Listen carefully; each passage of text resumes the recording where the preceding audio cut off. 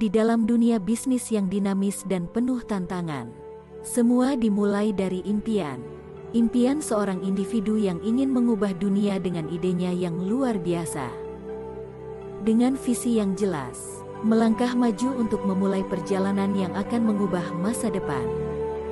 Dengan semangat yang penuh, tantangan demi tantangan dihadapi dan diatasi melangkah maju untuk memulai perjalanan yang akan mengubah masa depan. Impian mulai terwujud.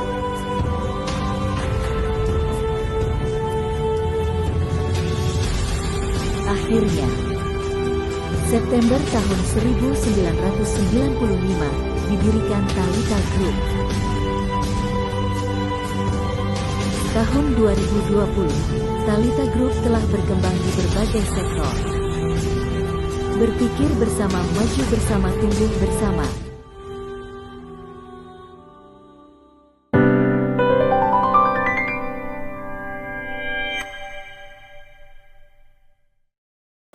Assalamualaikum warahmatullahi wabarakatuh, teman-teman. Selamat datang kembali di Tali Kata Podcast. Kali ini kita akan membahas tentang bagaimana dunia hukum, yaitu ada sosok yang sangat menggeluti bidang hukum, juga banyak juga memberikan bantuannya kepada desa adat, juga kepada sampai ke dunia internasional. Bersama saya Ade Aprilia. Kali ini sudah kedatangan tamu yang sangat spesial, yaitu ada Profesor Made Soejane. Halo Bapak, selamat pagi. Selamat pagi. Apa kabar nih Pak? Sehat Pak? Sehat. Baik Pak, baik. Alhamdulillah. Kebetulan ini kondisinya lagi pas, fit, sehat gitu. Wih, dapat kesempatan nih sama Tali Kata Podcast ya Pak ya. Terima kasih. Memang rezekinya nih. Terima kasih Mbak udah diundang. Kami yang terima kasih karena kami pasti tahu kan sibuk sekali pasti Prof Soejane ini meluangkan waktu sampai bisa ke Tali Kata Podcast. Nah, Profesor Made Soejane ini sebenarnya teman-teman Tali Kata Podcast asal tahu aja gelar yang dimiliki oleh Profesor Made Soejane ini cukup banyak sampai mungkin nggak bakal muat nih di layar teman-teman nih. Bisa disebutin ya Pak ya? Saya baca duluan nih. Profesor Dr. Andes Made Soejane, SH, MM, MBA, CPL, CPM, CPARB.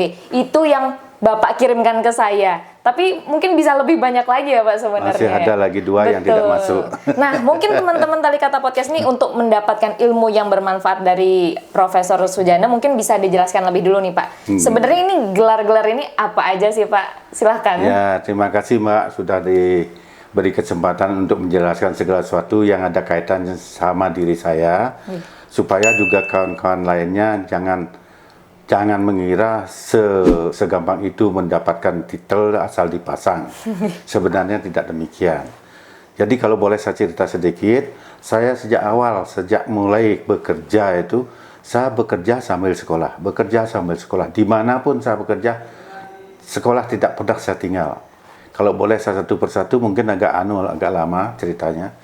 Umpamanya mulai pertama itu saya kerja di Kupang, di Waskita Karya.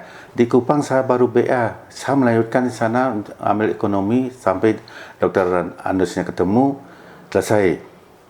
Terus dipindah lagi saya ke Semarang. Di Semarang saya ambil SH. Dari awal sampai SH, malah sampai notaris. Jadi nambah lagi 2 tahun, selesai. Sambil kerja itu Mbak, sore-sore. Nah, terus selanjutnya tergantung juga dari kesempatan dari pimpinan saya. Karena mungkin tahu pimpinan saya itu suka belajar.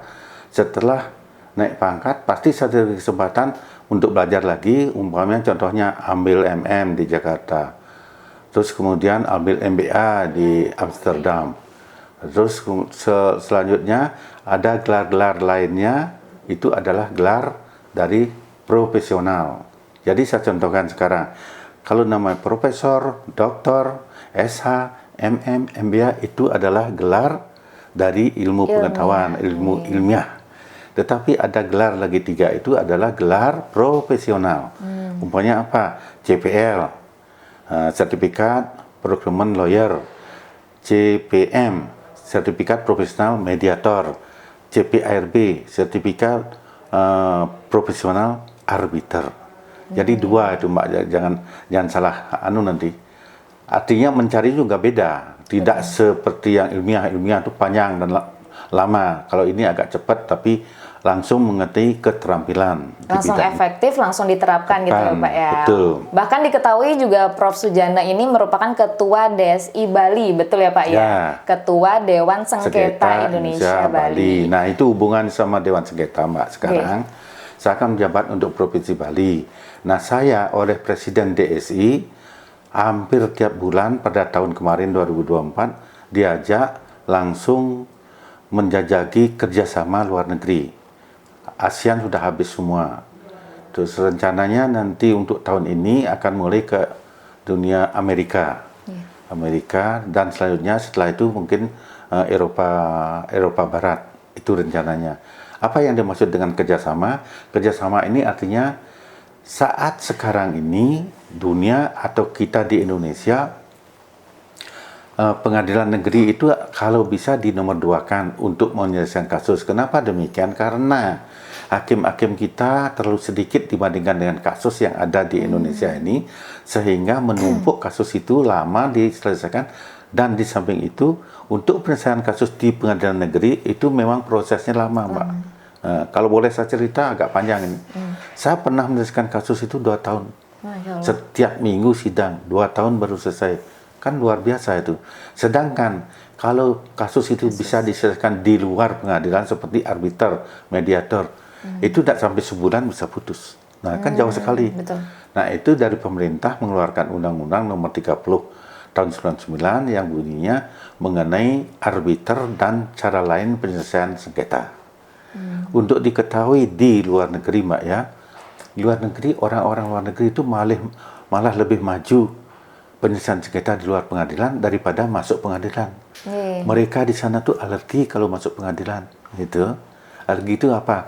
Mungkin waktu, biaya. Betul. Di sana kan yang dipikir bukan biayanya, ya biaya nomor 2 lah. Yang dipikir produksi. Kalau dia tidak bisa berproduksi, tidak masuk, itu artinya terlalu memakai waktunya untuk yang lain-lain, tidak bisa bekerja, tidak bisa produksi, itu dia rugi besar. Kalau soal biaya nomor 2 lah itu. Nah, sehingga mereka di luar negeri itu kebanyakan memilih penyelesaian sengketa itu di luar pengadilan, ya seperti mediator, arbiter, semacam itu. Seperti ya contoh yang di Manila, setahu saya itu, saya di sana diterima oleh ketua forumnya itu, dia punya gedung sendiri. Jadi forum penyelesaian sengketa di luar pengadilan itu punya gedung sendiri. Kayak kita di sini punya gedung pengadilan gitu modelnya. Dia punya gedung sendiri. Yang luar biasa lah kalau dia cerita di sana itu orang lebih banyak, mungkin dari 100 70% memilih di luar pengadilan. Gitu. Oh, begitu. Dan demikian juga di tempat-tempat lain setahu saya setelah saya wawancara di sana dengan kawan-kawan lawyer yang ada di sana, mereka semuanya bilang gitu. Karena segitu efektifnya gitu ya, Pak ya? Jauh lebih efektif daripada masuk ke pengadilan. Nah, Prof. Sujana ini juga profesinya berarti bermain di sekitar advokat, arbiter, dan mediator gitu ya, Prof ya? Betul. Nah, Prof, dari tadi kan udah ceritain juga cukup banyak dan menyebut tentang arbiter-arbiter nih. Boleh Prof jelasin lebih jelas mungkin kepada teman-teman tali kata podcast seperti apa itu arbiter itu? Oh iya. Ya memang arbiter, Mbak. Begitu bicara arbiter itu rasa-rasanya saya aja orang hukum rasanya baru mengenal secara jelas ya kira-kira 10 tahun terakhir lah. 10 tahun. Padahal undang-undang itu sudah terbit tahun 99, Undang-Undang Nomor 30 tahun 99 sudah terbit undang-undang itu. Tetapi mungkin pelaksanaannya kurang sosialisasi sehingga masyarakat belum begitu mengerti gitu. Kurang menggunakan kata arbiter. Dan sekaligus kurang menggunakan juga pelaksanaannya gitu. Nah, kalau dikasih secara literlek apa yang dimaksud dengan arbiter itu sesuai Undang-Undang 30 Nomor 99 itu adalah arbiter adalah seseorang atau beberapa orang yang ditunjuk dan diberi kekuasaan untuk mengadili kasusnya dari awal sampai dengan ada keputusan. Itu inti atau kesimpulan daripada arbiter. Jadi seperti tadi saya bilang bahwa apakah arbiter ini kata lain daripada hakim swasta? Ya, saya bilang iya. Kenapa? Karena dia mengadili kasus dari awal, menganalisa, menerima kasus, menganalisa, mengadili, dan membuat keputusan. Ya itu. Artinya kalau hakim pengadilan negeri bekerja di pengadilan negeri, sedangkan hakim swasta ini, arbiter ini bekerja di luar pengadilan negeri atau swasta. Keputusannya bagaimana? Apakah bisa diterima 100% atau gimana? Bisa. Keputusannya itu memang secara undang-undang bisa diterima oleh siapapun karena bersifat sah dan mengikat. Sah berarti mata hukum ya Pak? Ya, jadi tidak ada yang bisa mengklaim asal apa? Asal keputusan daripada arbiter itu bisa dilaporkan sebelum 30 hari setelah membuat keputusan. Tapi kalau dilaporkan ke pengadilannya setelah 30 hari setelah keputusan, itu tidak berlaku. Keputusan itu tidak berlaku. Asal sebelum tanggal 30 sudah lapor ke pengadilan negeri bahwa keputusan saya ini, tidak akan ada yang bisa mengklaim lagi.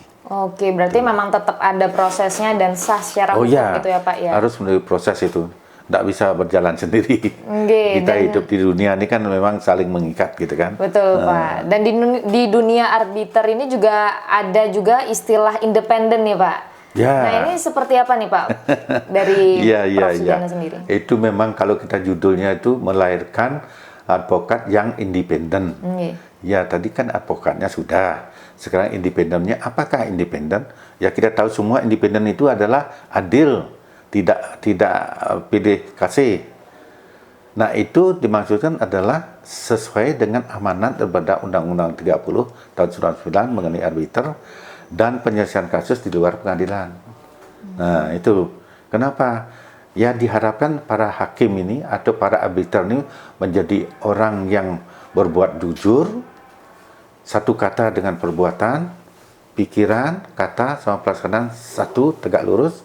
Di samping itu tidak boleh memihak, apalagi dalam membuat keputusan, tidak boleh menguntungkan seseorang dan merugikan orang lain. Transparan. Nah itulah yang dimaksud dengan independen. Berarti erat kaitannya dengan arbiter ini saat mengurusi kasus orang gitu ya Pak ya? Jadi tidak boleh memihak salah satu. Betul Mbak. Jadi itu nanti akan menjadi kredibilitas juga walaupun di luar pengadilan tapi sama adilnya gitu ya Pak ya? Harus sama adil tetap. Namanya hakim itu itulah fungsinya hakim itu membuat keputusan yang adil.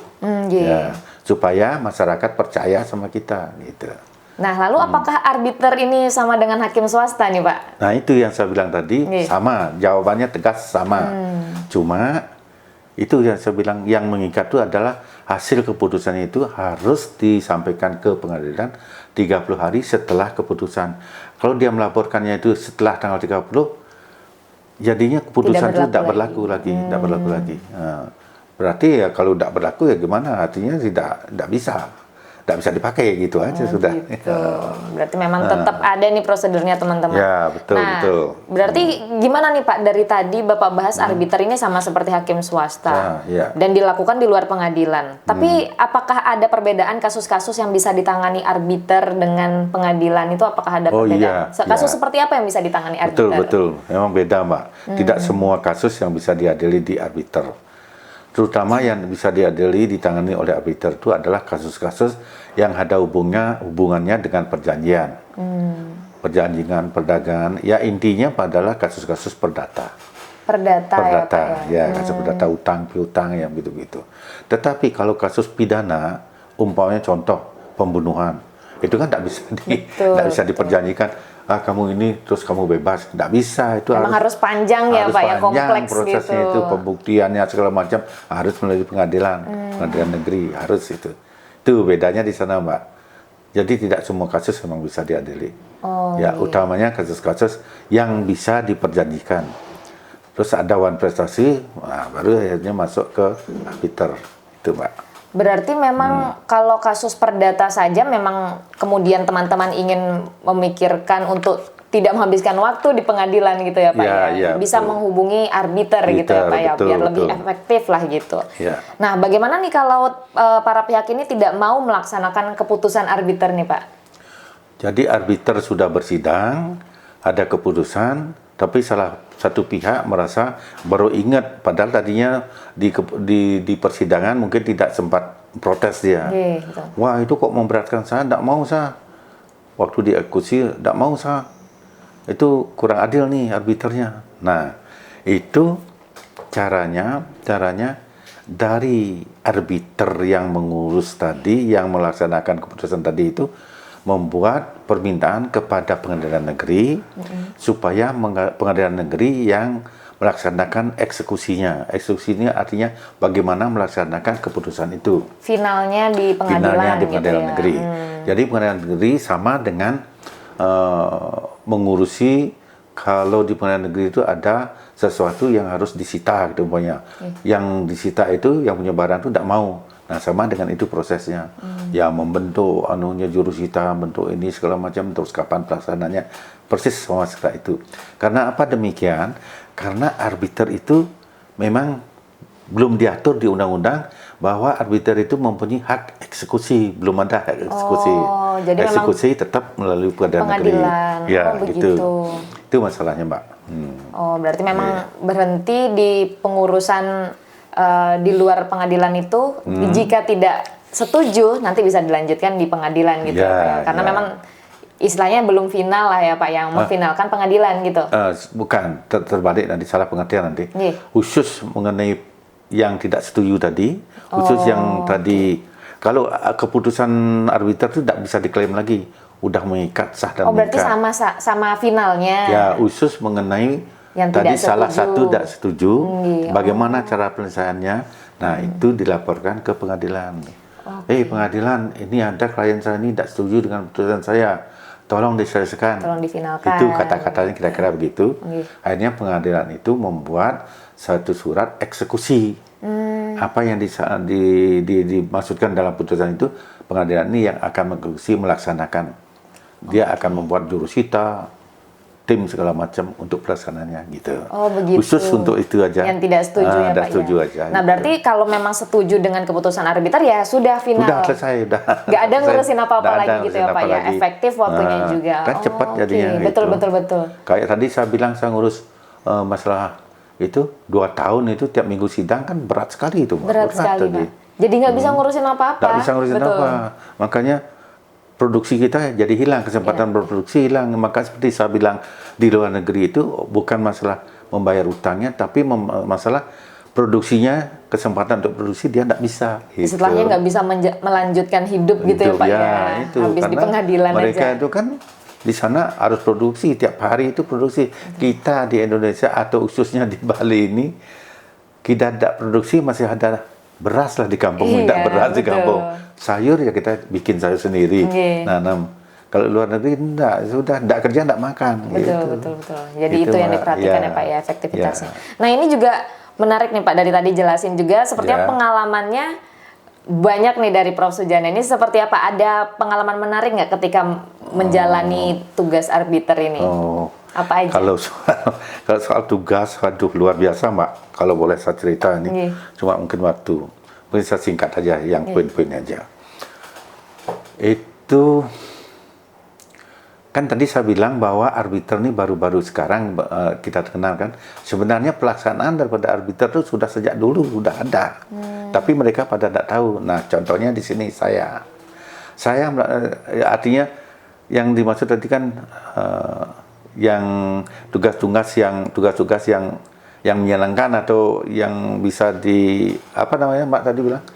Tugas-tugas pengalaman yang tidak bisa dilupakan. Nah, saya cerita sedikit mengenai ini. Pertama, begitu saya pulang dari pensiun di Jakarta tahun 2005, saya tidak langsung pulang ke kampung saya di Sanggulan, Tabanan, Bali. Saya pulang ke Denpasar, kebetulan ada rumah Denpasar. Begitu didengar oleh keluarga di desa Pekraman itu,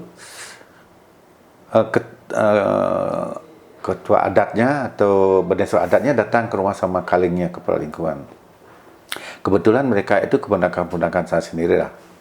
Dia bilang, Pak D, masyarakat minta Pak D ikut rapat nanti minggu depan tanggal sekian. Loh, orang baru datang kok langsung, ya pokoknya harus masyarakat yang minta.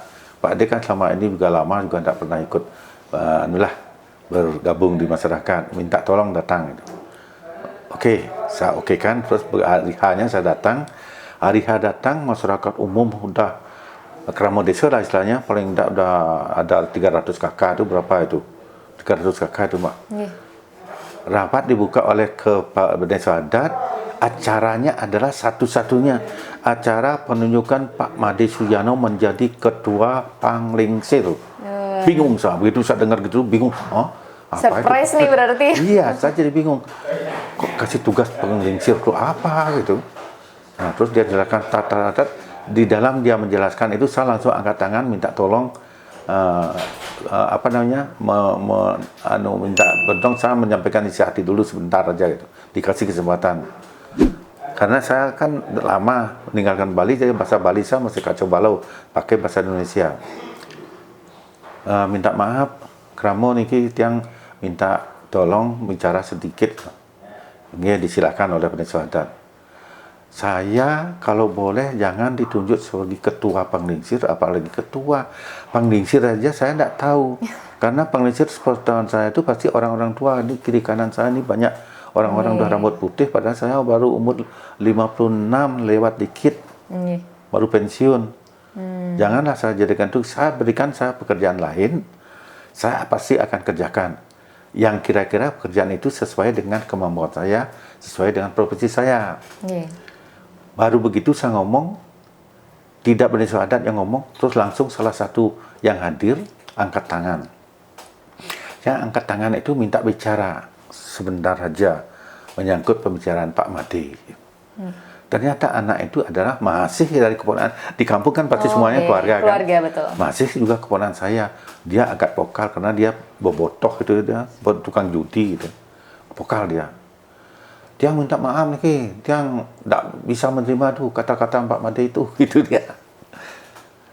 Karena Pak Made tolong, selama ini Pak Made kan lama tidak pernah bergabung di masyarakat, tolong dah ikut bergabung dengan kita-kita di sini.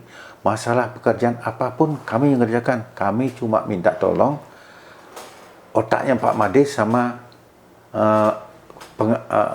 otak Pak Made sama taksunya, itu aja yang diminta, lain soal kerjaan kami yang kerjakan. Nah, intinya begitu Mbak, saya semacam dipaksa, akhirnya saya menyerah, tidak apa-apa. Akhirnya begitu saya menerima, sejak minggu depannya udah mulai rapat, begitu rapat disodorkan udah kasus, udah kasus adat banyak sekali. Rupanya mereka mendengar bahwa saya itu di bidang hukum, jadi dianggap sudah tahu gitu masalah hukum. Jadi langsung setelah kasus itu disuruh saya menyelesaikan. Akhirnya kalau masalah hukum kan memang tugas saya, artinya apa keahlian saya lah di sana. Oke Pak, berarti kemudian dari desa itu banyak kasus ya Pak ya keluar dari situ yang harus Bapak tangani gitu ya Pak ya? Oh iya, ya jadi gini Mbak, tadi kan saya ditunjuk langsung jadi ketua Panglingsir, yang istilahnya kalau di desa adat itu disebut dengan kerto desa. Kerto desa itu sama dengan pengadilan adat gitu. Jadi saya menjadi ketua pengadilan adat langsung. Dengan demikian baru seminggu itu langsung disuruh kasus, banyak sekali kasus. Ya satu persatu akhirnya saya usahakan saya tangani satu persatu. Akhirnya dalam setahun, tahun 2005 itu, dalam setahun saya bisa menyelesaikan 20 kasus. 20 kasus adat itu. Kasus adat. Ya, kasus adat saya selesaikan. Nah, berlanjut, kalau saya bekerja 5 tahun, berarti kan kalau rata-rata aja 20 kan berarti 100 kasus saya selesaikan itu. Kasusnya ya model-model macam-macam itu aja, nggak jauh beda gitu. Nah, akhirnya saya setelah saya 5 tahun bertugas sebagai ketua Panglingsir atau ketua pengadilan adat, karena sudah ada keponakan saya sendiri langsung jadi pengacara, saya minta istirahat, terus diganti oleh keponakan saya, gitu ceritanya Mbak. Berarti ditugaskan ke keponakan gitu ya Pak ya untuk ngurusin di desa ini. Oke, Mbak. ini bahkan Prof. Sujana juga bahkan sampai mendapatkan awards nih, yaitu Indonesia Arbitrator Awards gitu ya, Ya, Pak ya. betul, Ini Mbak. kok bisa Pak mendapatkan ini? Iya, ini ada hubungannya sama prestasi saya zaman-zaman dahulu itu. Jadi kita tahu arbiter itu kan baru-baru saja. Tetapi setelah ada penyaringan untuk mencari tokoh yang berkualitas, artinya yang telah mumpuni di bidang arbiter, saya mengisi formulir oleh panitia. Isi formulir itu saya isi ya cukup banyak lah yang ditanyakan, termasuk prestasi apa yang Anda sudah selesaikan. Nah, salah satunya saya sebutkan itu ya, apa yang saya selesaikan di kampung itu, padahal itu udah zaman bahula. Oh, yang berarti yang dari desa ini yang Desa menarik itu sama sekali ini iya. ternyata bermanfaat untuk karir juga. Saya sendiri tidak tahu, saya iseng aja sama soal itu karena terus terang yang lain belum pernah, karena saya baru dapat menjadi arbiter itu. Rupanya itu yang jadikan titik tolak oleh panitia, sehingga dianggap saya malah Mumpuni. arbiter yang terbaik. Oh, Masya Allah. Ya bersyukurlah akhirnya saya diberi penghargaan sebagai arbiter terbaik tahun 2024, malah diserahkan langsung ke sini, ke Bali ya, ke Pak? Bali. Harusnya saya terima di Jakarta, tapi saya tidak bisa karena kebetulan ada kopi mediasi itu, saya bangun itu. Malah diserahkan sini, dari Mahkamah Agung tidak bisa datang, diwakilkan dari Menteri BUMN, dari kemudian direkturnya, deputinya, yang namanya Pak Dasmi, Dr. Dasmi, itu yang menyerahkan sini. Oke, Gitu, Mbak. itu adalah award dari DSI langsung, ya Pak ya, DSI Pusat. Ya. Nah itu pelaksanaan sekarang, Mbak, kalau boleh saya cerita sedikit. Saya kan buka kopi mediasi. Kopi mediasi itu adalah ya kopi untuk anak-anak muda lah. Tapi kebetulan di sini saya terapkan untuk para mediator juga, orang-orang hukum dah. Nah di sini saya kasih istilahnya bonus 3x1. 3 kali datang, 1 kali konsultasi gratis. Banyak masyarakat yang memanfaatkan itu. Dan kebetulan saya sekarang sudah siapkan juga ruang konsultasinya dan ruang pengadilannya. Saya bikin ruang pengadilan di satu gedung itu, gedung lantai 3, di bawah sampai kopi mediasi, kedua untuk perkantoran, ketiga untuk tempat-tempat sidang.